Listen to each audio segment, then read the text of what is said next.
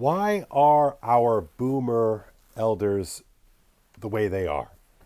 I think about this all the time, and I was at Mass the other day, and I just am continually amazed by the boomerishness of boomers. Now, I have plenty of baby boomer friends, and I have been on record as saying that I basically like them. I think that they are good folks, good people, and let me tell you, especially you millennial folks, we are going to miss our boomer friends when they are gone. But one of the things that has perpetually struck me about the boomers is that they have a fixation on their childhoods in a way that I think is basically new.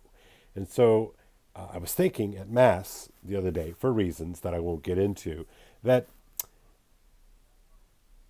is the reason that the boomers are so attached to their childhoods is that they were essentially the first generation to see themselves and to hear themselves through media.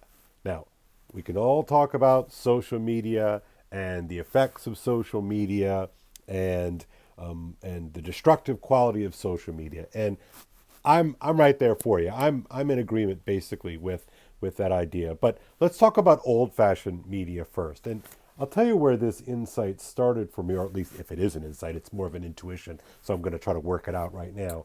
But I was listening to a podcast about Bob Dylan. And in the early part of Bob Dylan's life, when he was still Robert Zimmerman from Minnesota, he would stay up really late to listen to the radio. And he would listen, especially on certain clear nights, he could hear blues and gospel music from Shreveport, Louisiana. Apparently, there was a big AM station in Shreveport, Louisiana that broadcasted this music. And so he was greatly influenced by this media. And it struck me that as he is doing this I guess it would have been the 50s, the late 50s, that the technology itself, things that we take completely for granted. In fact, we kind of live in a post-radio world now. We don't even really listen to the radio now. We just go on the internet and listen to things on the internet. But to sort of physically tune into a signal that you may or may not be able to get so that you could listen to music that was not live, right? And so, again, that sounds very normal and pedestrian for us. But if you think of a kid growing up in the 40s and 50s and into the 60s, this is really the first generation that learned to listen to music not just in the living room or the parlor, somebody on a piano or a violin or at church, but rather to be able to tune in and to listen to music that was not played live. Again, it sounds so obvious to us, but I want to think a little bit more about this, kind of get under this a little bit, because this is totally unprecedented, right? Of course, before media and before radio and vinyl records and these recording devices, in order to hear music, you actually had to go down to a music hall to listen to music, or you had to go to church to listen to music. And so you would actually sort of see this music being performed and feel it being performed. And there's a certain kind of embodiedness, a certain embeddedness that music always involved. And so what would it have been like to listen to music mediated not through bodies and the vibration of air in a space or even on a porch or out back or what have you, but through a small little machine that picks up a signal from hundreds, if not thousands of miles away? And okay, so what does this have to do with my original question about boomers and seeing themselves? Well, Bob Dylan, of course, is the famous in many respects, of course, for becoming Bob Dylan. And to become Bob Dylan, you have to have a certain, I don't know, creative plasticity or elasticity to your person. anytime someone leaves home and goes to New York City and changes their name and adopts various personas and various styles throughout his professional and successful professional life, has a different sense of embodiment and embeddedness. No longer embedded in the world of small town Minnesota, but you are now sort of rocketed into the emergence of media culture. And media culture is essentially a mid 20th century phenomenon, or at least that's the way it strikes me as I'm thinking about it right now. And whereas everybody's music was local, right?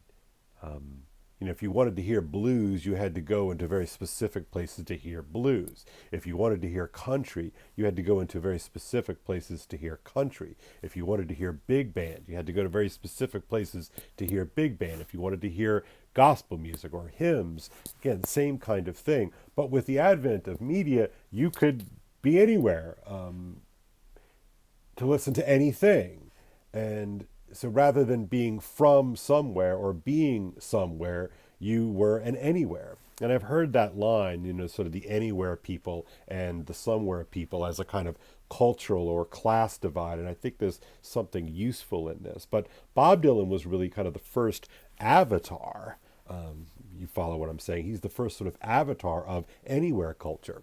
And ironically, he built his reputation, at least initially, because he was sort of the second embodiment of Woody Guthrie, a famous wayfarer and drifter, but quintessentially Americana in his persona and in his music.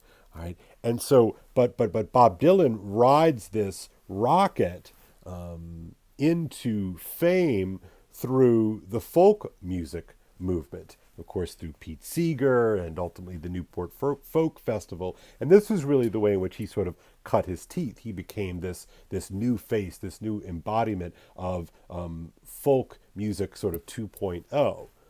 Engaged, conscious, respectful of its elders, and these kinds of things. But of course, famously, Dylan blows that up in that moment when he goes electric at the Newport Folk Festival.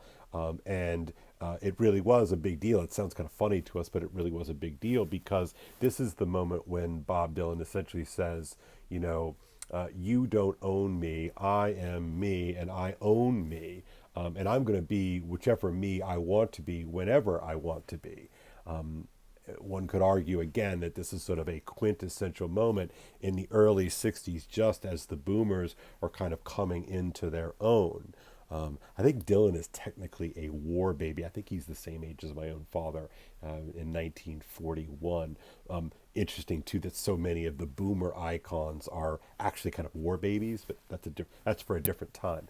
The idea here is, though, is that the sort of this youth movement through music was one that was seen in opposition to sort of a sort of stuck, square, embedded culture into this new fluid and forward-looking culture. And Dylan really becomes the one who understands that first. He kind of gets there first. He goes electric first. And in part, he's sort of opponent processing with, the Beatles, and he's opponent processing with the Rolling Stones and the British invasion and all of that. But I think he sees in that a way to break out of his own rut of being a kind of folky forever and into something more. So, okay, so back to the boomers. I think that the boomer mindset is sort of super fueled by, I don't know, this notion of reflexivity. Reflexivity is that phenomena in which you are affected by those that are around you, and those that are around you affect you. There's a kind of sort of electricity that can kind of happen amongst people. But what if reflexivity becomes scaled out? What if reflexivity becomes, not just how I interact with certain people that are in my specific locale, but in this networked locale vis-a-vis a radio signal and a television signal. So you can then kind of see yourself and compare yourself to people that are all around the world, right?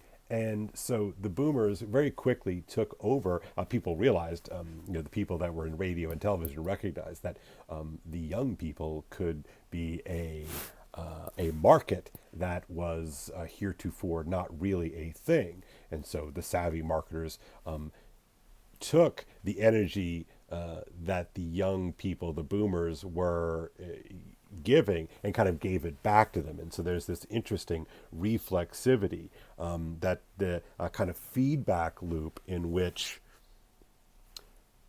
the people who own the platforms want to amplify that particular signal, but in amplifying that particular signal, it is broadcast back to a cohort. And so there's this feedback loop, which I think reifies, turns something abstract into a kind of a thing.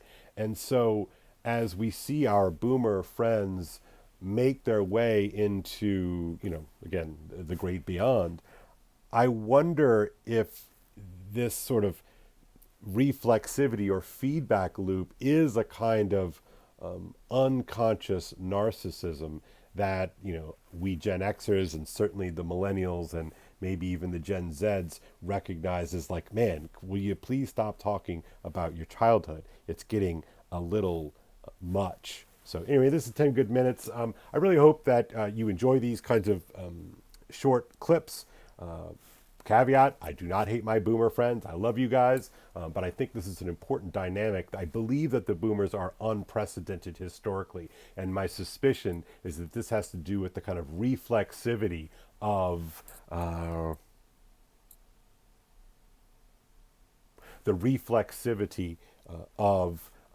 this feedback loop, this media feedback loop in the great age of the image. All right, please hit the like and subscribe button, do all that sort of stuff. Until next time, see you later.